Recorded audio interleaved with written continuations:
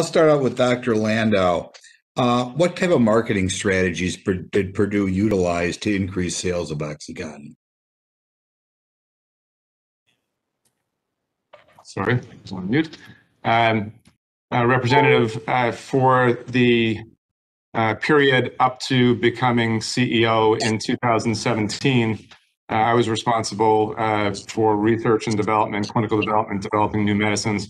I wasn't responsible for sales and marketing and had no underlying expertise. So You're familiar with any bonuses paid to sales representatives for promoting? Okay, we are told here that people are getting up to 240 grand to sales reps to encourage more prescribing of OxyContin. Is that accurate? I don't know that I could answer the question because that wasn't my area of responsibility. I apologize. Okay. Does David know the answer to that question? Sorry, is that directed towards me? Yeah. Congressman. I'm sorry, I don't know the answer to that question. Good grief. Do you know what time Purdue learned of the highly addictive nature of OxyContin? I'm sorry, I'm not sure I heard you correctly. Can you repeat? At what time did Purdue, what year about did you learn that OxyContin was highly addictive? I think the highly addictive nature or the addictive nature of opioids is something we've known, doctors and patients, and Purdue has known since the beginning of the use of opioids millennia ago. Okay. Could you tell us the increase in the number of OxyContin, say, prescribed between, say, when was it first marketed? OxyContin? It was approved in 1995, but most people, I believe, would draw the launch as 1996. Okay. Was there an increase in the amount of OxyContin prescribed between, say, the year 2000 and 2010? No. In aggregate, OxyContin prescriptions, I believe, peaked in 2003. So if you're picking 2000 to 2010, I'm doing this off the top of my head, I believe prescriptions would have been down over that period. Well, I'll say from 2000 to 2003, was there a significant increase? I'm not sure how significant the increase was. I don't have the numbers in front of me. Okay. Could you tell us approximately the amount of OxyContin, say in the peak years, the early 2000s, the amount of OxyContin prescribed per capita in the United States compared to, say, Europe or Canada?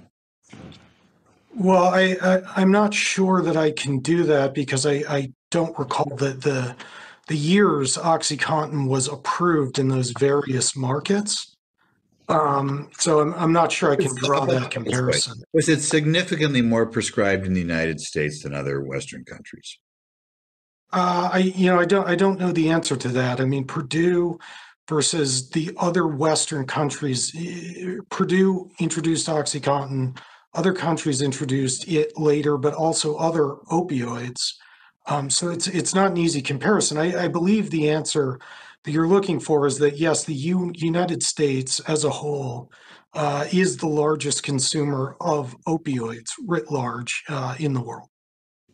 Okay. Did that ever hit you as unusual or kind of alarms should be going off, or why so many more opioids were prescribed in the United States than other countries? Well, it struck us definitely that there was a discrepancy. However, I think it's worth keeping in mind OxyContin was a very small percentage of U.S. prescriptions and is designed for a very small subset of patients. So while the United States leads the world in opioid prescribing, the overwhelming majority of that is immediate release opioids. OxyContin represented just a tiny fraction. Do you know how many people were dying, say, of opioid overdoses in this country in the early 2000s? I don't know that data. I know the current numbers. Tens of thousands, right? I believe that's correct. Okay. Do you feel any guilt for that? I mean, I'll put it this way. Even 15 years ago, I think people were there was anecdotal evidence out there, just average persons talking to each other. They were amazed the amount of opioids being prescribed by healthcare professionals. Okay. Were you of that, or did you hear stories about that? Well, we became aware of OxyContin. If you're asking about OxyContin in specific, we became aware of widespread abuse of OxyContin, and I believe 2000, 2001 time period as it became reported upon in the press. Okay. Obviously, we got a lot of briefing here for this today. And a lot of it seems to focus on the massive amount of money that Purdue made selling OxyContin. Do you know, could you guess how much? I think there's a high markup on pharmaceuticals. Can you guess how much money Purdue made or your family made selling OxyContin? I don't know the exact number, so I wouldn't hazard a guess. I do know the distributions. Yeah, guess wildly. I would guess Purdue. Well, what do you mean by made? Profit or revenue? Well, we'll say both. Look at both. Okay. My guess is Purdue's revenue. What I've seen reported is around $30 billion of revenue. And my guess for profit is probably somewhere in the neighborhood of, before taxes, probably about half of that. Okay, so maybe after taxes, probably over $10 billion. No, I'm sorry, sir. Or the taxes are significantly higher. It's not a corporate. It's not a corporation. Okay, I mean, well, you said profit being about 15. Okay, can be significantly higher, maybe a little bit less than that. Okay, you say you're sorry for what happened, and obviously, thousands of people have died, tens of thousands of people have died.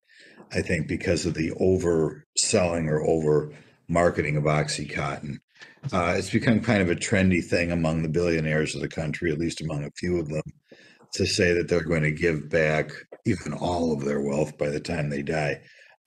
Does your family, have they considered giving back significant segments of this, whatever it is, 12 or $13 billion to charity of some nature? Do you feel these gains were ill-gotten? I guess I'll put it that way.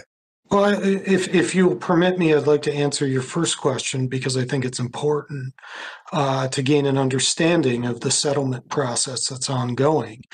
And it's our belief that the settlement that the family has proposed represents more than the family ever received during the sale of OxyContin. So I think, in our opinion, sir, the answer is yes. We are in settlement negotiations to hopefully conclude at doing what you're suggesting.